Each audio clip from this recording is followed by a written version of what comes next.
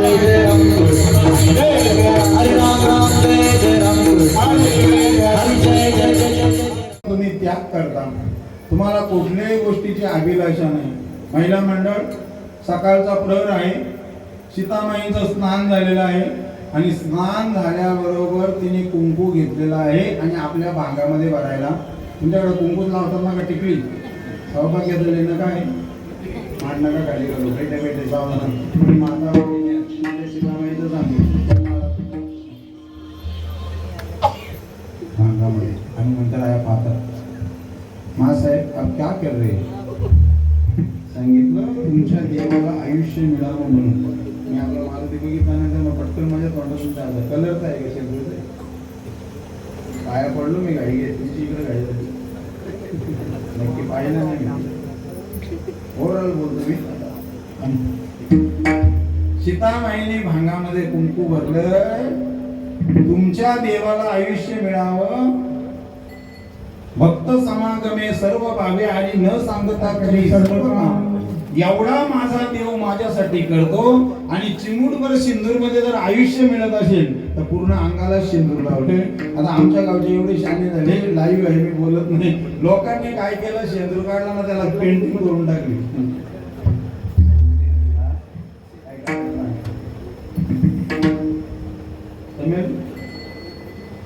शेंद्राला एवढी जर किंमत आहे तर बाहेरच्या देशातले परप्रांती पाहिजे आणि त्यांचा भांग भरला आमच्या टिकलीच. आता आमच्या मुरबाड शहरामध्ये काय करतात, अशी कुंकवाची डबी घेतात आणि नवऱ्याच्या नावाने एका हातामध्ये माचीचं ते डोकं असतं, डोकंच ना ते असं, आणि मग फुंक्या खाली नवऱ्याला पळव्यातच उभी आले. मी काही खिशातून बोलणार नाही. पतीची या माता अनुसरून पतिव्रता अनयसे आत्मैदा. पतिव्रता कोणाला म्हणतात?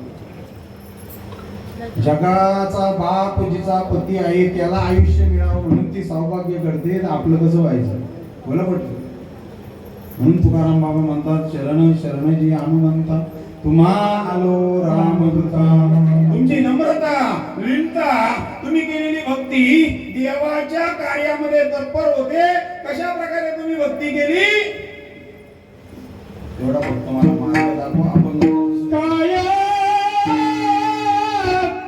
भक्तीचा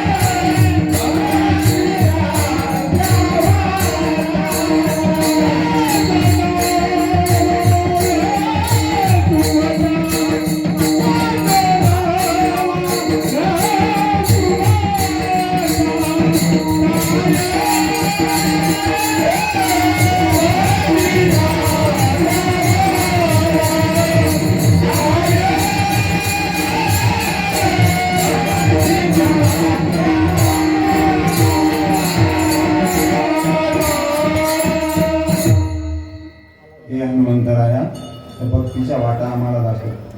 काही लोक म्हणतील आम्हाला वाट माहित आहे. संत म्हणतात दोहीकडे दोही वाहतील वाटा आणि करतील काटा आपुलिया. कुठल्या वाटा सांगितल्या? हरिपाठामध्ये एक वाट सांगितली, मनोमार्गे गेला तेथे मुकला आणि हरिपाठी स्थिरावला. समर्थ म्हणतात मना सज्जना भक्ती पंथेशी तरी श्री हरी पाविजे तो स्वभावे. मग महाराज आम्ही भक्ती का करायची तर तिसऱ्या अध्यायामध्ये 158 नंबरची ओळी आलेली.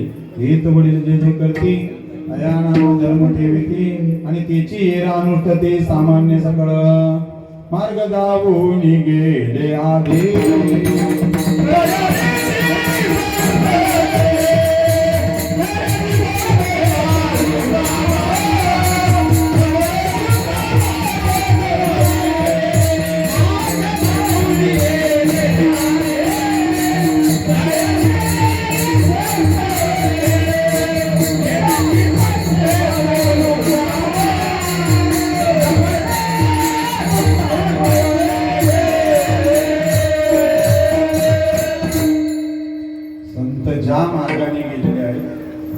तुकाराम बाबा हनुमंतरायांना शरण जातात. शरण गेल्यानंतर भक्तीच्या वाटा वेचतात आणि त्याच्यामध्ये एक शब्द आलाय सुभटा. सुभटा या शब्दाचा अर्थ आहे का 10,000 सैन्यांबरोबर जो युद्ध एकटा करतो, जो पराजय होत नाही, अशा हनुमंतरायांना सुभटा. 5 पांडव एका बाजूला, 39,36,600 सैन्य मारले गेले, परंतु पांडवांच्या केसाला सुद्धा धक्का लागला. देव राखी तया मारेल कोण, न मोडे काटा हिंडका. 12 प्रकारच्या परीक्षा दिल्या गेल्या. आता 2 मार्चला जी झाली तिचं नाव होळी. मला थोडस माफ करा, होळीचं चरित्र आहे का ना, मग तिला होळीबाई होळीबाई, तिला पोळीबाई पोळीबाई. होळी म्हणजे किती पवित्र आहे कधीतरी ऐकून घ्या. ती कोणाची बहीण ना, माझ्या भक्त प्रल्हादाला म्हणते मी जाळी. जाळली का? जाळला. नाम घेता वाया गेला ऐसा कोणी केला. नामाचं महत्व किती आहे? जड जीवा तारण हरी एक, पर्वताप्रमाणे ताकद करणे, वज्रलेप होणे. किती ताकद आहे. भक्त प्रल्हाद सतत देवाचं चिंतन करत होता. स्वतः जळाली गेली, परंतु माझ्या भक्त प्रल्हादाला झालं नाही. याला एकमेव कारण भक्तीच्या वाटा आहेत, त्या भक्ती करता आली पाहिजे. कबीर महाराज म्हणतात राम नाम तो सब काही प्रल्हाद तरी वो नाम आहे तुझ्यावर. जगाच्या पाठीवर सतत चालणारं असं नामस्मरण काय आहे ते भक्त प्रल्हादाकडे होतं. समर्थांचा 17वा दशक 5वा समाज आणि पहिलीच उभी 21 सहस्र जपा नेमून घेऊन ते आजापा ऐसे आजापा सकाळांची परितीकडे जाणत्यासी एकांत योगाचं पैसावे तेथे प्रबंधनांची घ्यावे आणि सोम सोम ऐसा भाषे चराचरी. या जगामध्ये अहम ब्रह्मास्मी नावाची वस्तू आहे. आपण तुकाराम बाबांच्या प्रतिमेचे पाया पडतो कारण आपण तुकाराम बाबा बघितले. जी प्रतिमा आहे ते पाकनीस आहेत पिक्चर मध्ये. तुकाराम बाबांची व्याप्ती किती? अनु रेणू या तोकडा तुका आकाश भरून पुरून व्यापून उरलेले तुकाराम बाबा या देवाला भक्तीच्या वाटा विसरतात. मग आपल्याकडे काठा काय?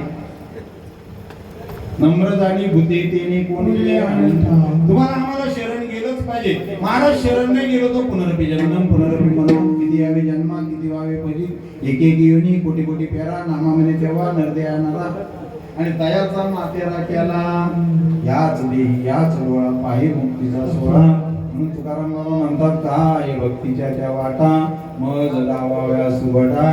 तू सर्वसामान्य नाही. कसा आहेस?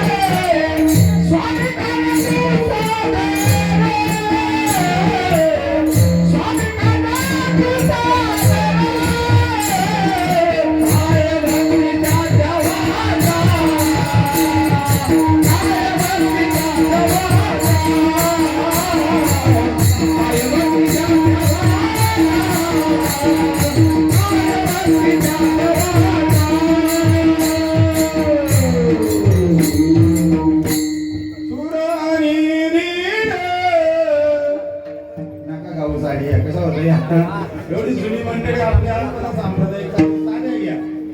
स्वराचा वगैरे अजिबात विचार करायचा नाही. स्वराचा विचार करायचा नाही. राग कला नाही. जानत तुका गिरजर लालतो. तुमचा भाव कसा आहे तो महत्वाचा आहे. आपण चालीमध्ये गुंतागुंता अख्खा कीर्तन गेला आपल्या डोक्यावरून.